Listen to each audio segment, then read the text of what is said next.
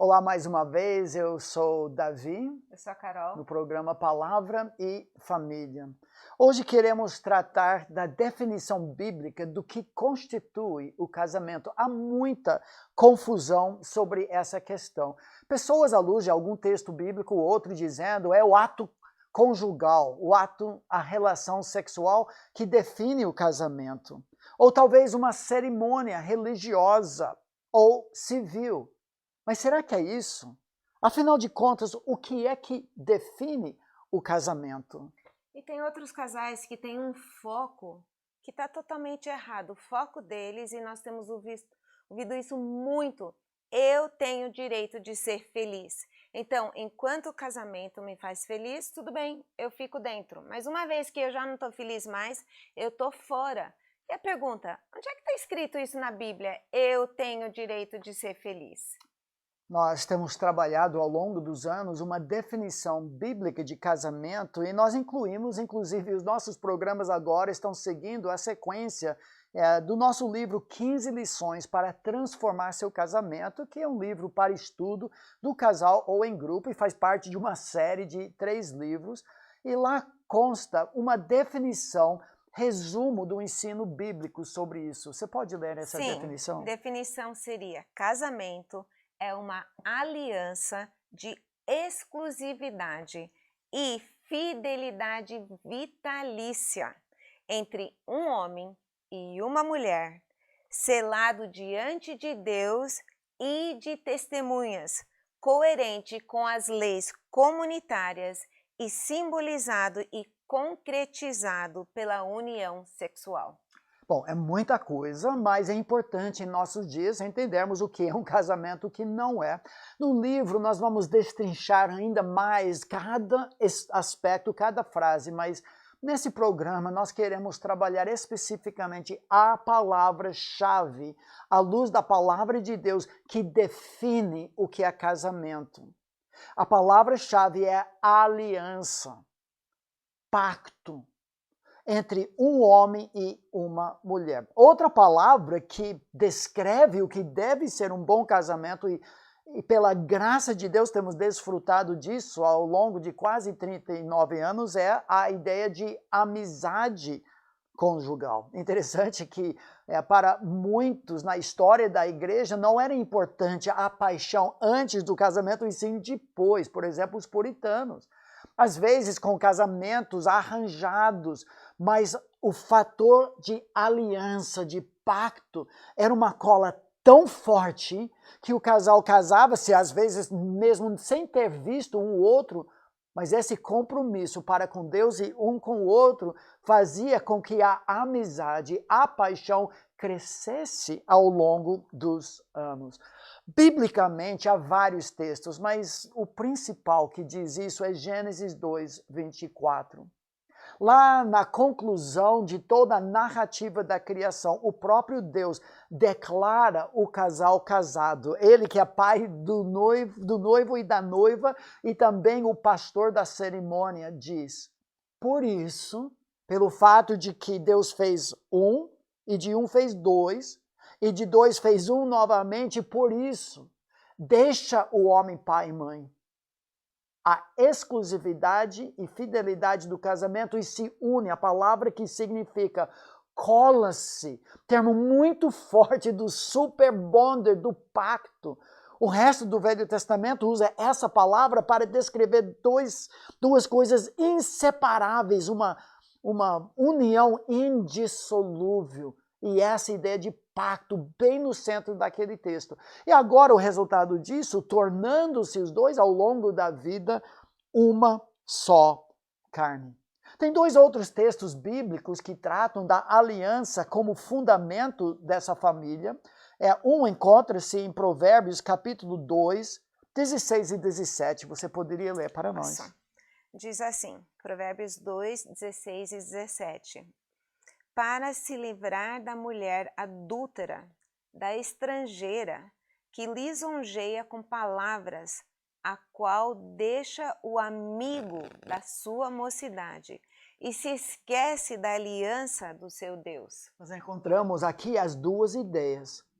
Aliança com Deus O pacto conjugal é com a esposa, mas é diante de Deus, o Criador do universo, e é com a palavra hebraica que traduz a ideia de melhor amigo, ou nesse caso, melhor amiga. O texto adverte contra qualquer adultério, qualquer separação que tenta dissolver a cola do pacto conjugal, pegando carona de Gênesis 2:24, é a aliança com seu Deus. Mas tem outro aspecto dessa aliança em Malaquias capítulo 2, versículos 13 a 16. Diz assim: ainda fazeis isto, cobris o altar do Senhor de lágrimas, de choro, de gemidos, de sorte que ele já não olha para a oferta, nem a aceita com prazer da vossa mão.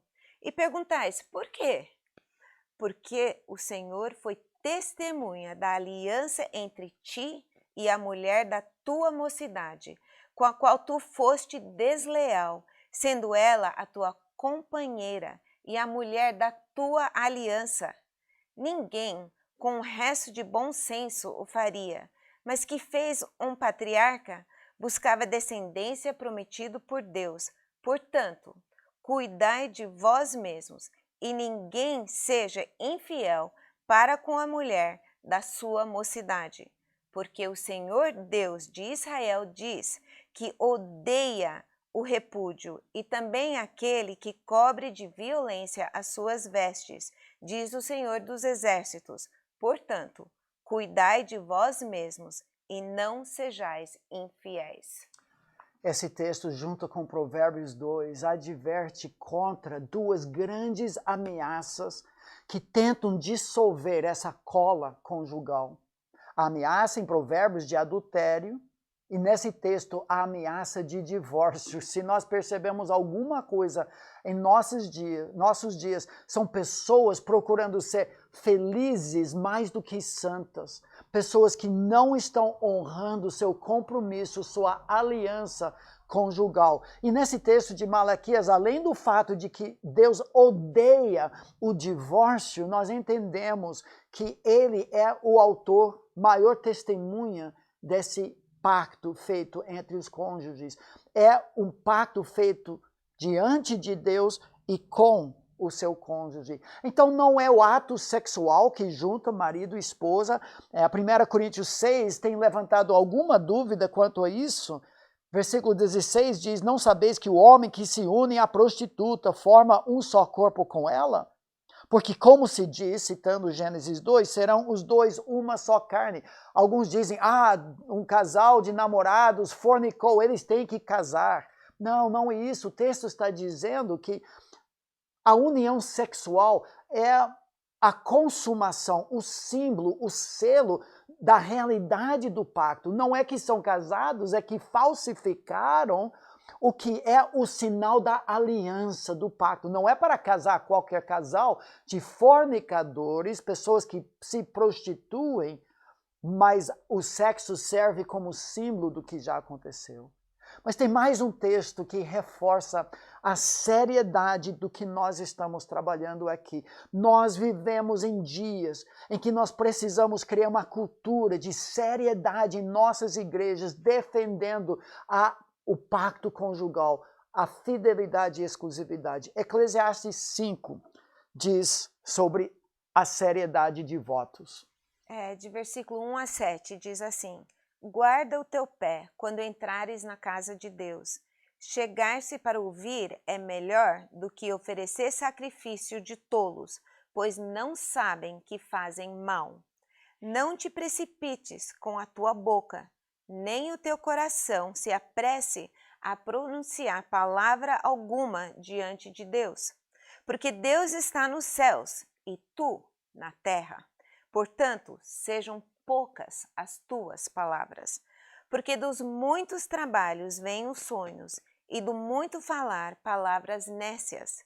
Quando a Deus fizeres algum voto, não tardes em cumpri-lo, porque não se agrada de tolos. Cumpre o voto que fazes. Melhor é que não votes do que votes e não cumpras. Não consintas que a tua boca te faça culpado, nem digas diante do mensageiro de Deus que foi inadvertência. Por que razão se iraria Deus por causa de tua palavra e a ponto de destruir as obras de tuas mãos? Porque como na multidão dos sonhos há vaidade, assim também nas muitas palavras, tu, porém, teme a Deus. Palavras muito sérias. Eclesiastes 5, de 1 a 7, que definem o casamento, definem a seriedade de votos e certamente os votos de casamento.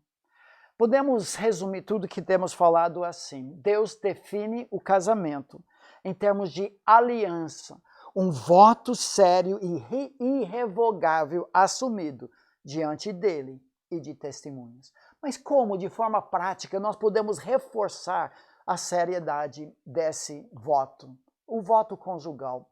Naquele livro que mencionamos, 15 lições para transformar seu casamento, fazemos uma lista e vamos compartilhar agora com vocês ideias de como fortalecer a sua aliança conjugal. Primeiro, repetir anualmente seus votos de casamento. 2. Convidar o pastor do seu casamento, que fez o aconselhamento prenupcial e a própria cerimônia, para uma refeição em sua casa, lembrar aqueles momentos.